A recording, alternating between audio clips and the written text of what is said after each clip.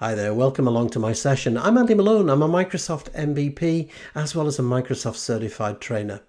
I've had over 25 years in the IT industry and cybersecurity. And there's no doubt that the coronavirus pandemic over the last year and a half has had a major impact on the way we do business and the way that we work, in fact. So in this short session, what I'm going to talk about are some of those changes and how they've impacted us and how, as information security professionals, we can step forward. Now, in 2020, the world became familiar with the reality of having to work at home. So, products like Zoom, Microsoft Teams exploded. And working in the cloud has become a new normal. And for companies who have hybrid solutions or who have on-premises solutions, have had to adjust actually to this new reality. So what I want to talk about today are just some of the challenges that as information security pros we're going to have to face forward in obviously returning to some kind of normality. And those are huge. I mean, I'm here in the UK and recently we've had Brexit, we've had the coronavirus crisis, and this has created a perfect storm of problems. So, i.e., you can't get enough people to perform tasks, there's not enough employees, all of which can potentially have an impact on information security. Also, over the last year or so, cyber criminals have really kind of evolved and moved forward with new attack vectors. Ransomware, for example, social engineering attacks have exploded over 300-400%. And they're finding new ways to attack, receiving text messages, for example, as well as traditional kind of email phishing attacks. So text messaging, phone calls, new vectors of attacks, and we have to be prepared for that. We have to be able to defend against that.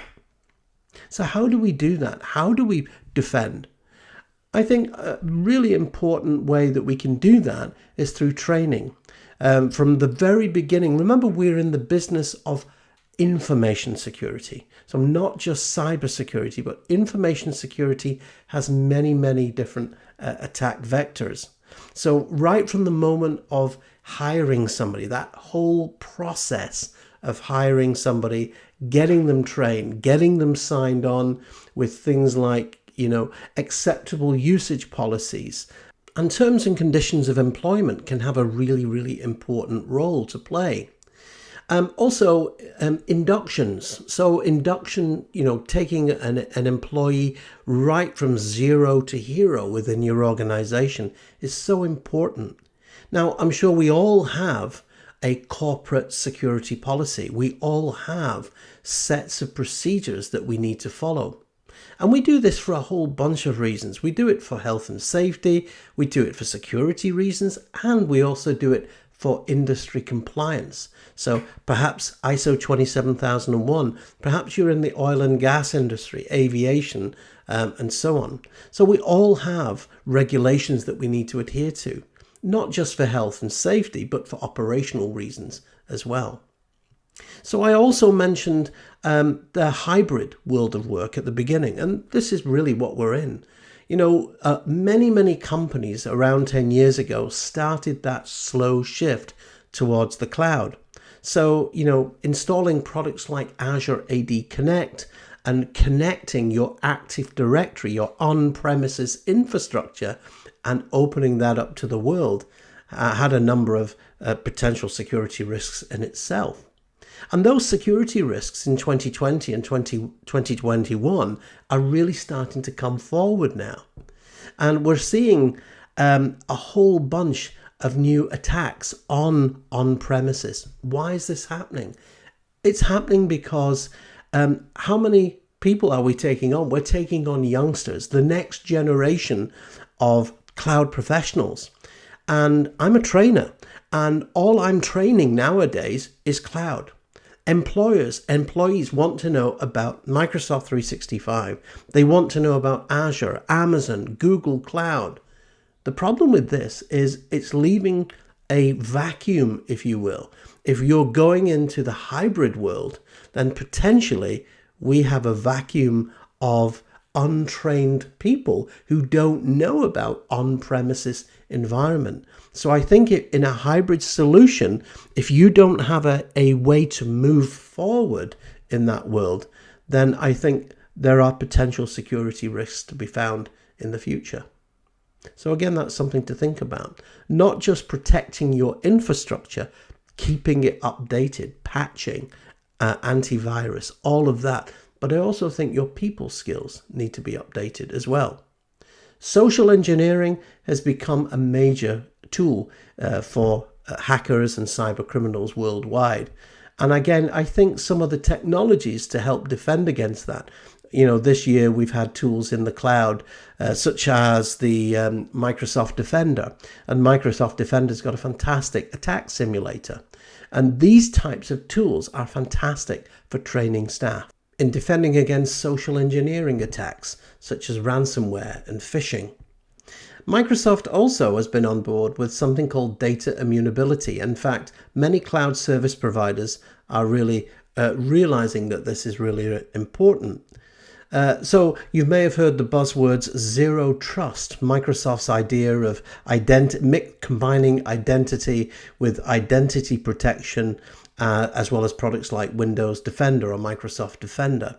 And the idea is that they did a survey of many of their customers, and I think it came out with something like 70-80% of their customers had reported that with traditional IT, many of them had discovered that they'd been attacked by cyber criminals, hackers, and so on.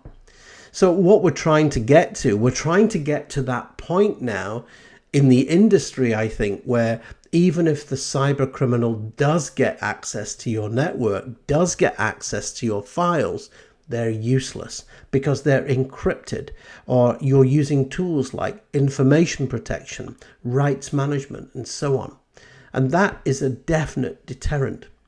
So as well as teaching staff to do all the usual things like patching and updates and so on, I think it's really important that we remember these new trends and keeping up to date with things. Again, hackers don't sleep, and again, technology doesn't sleep. So what are my predictions for the next couple of years? Well, AI is becoming big. Automation is becoming big.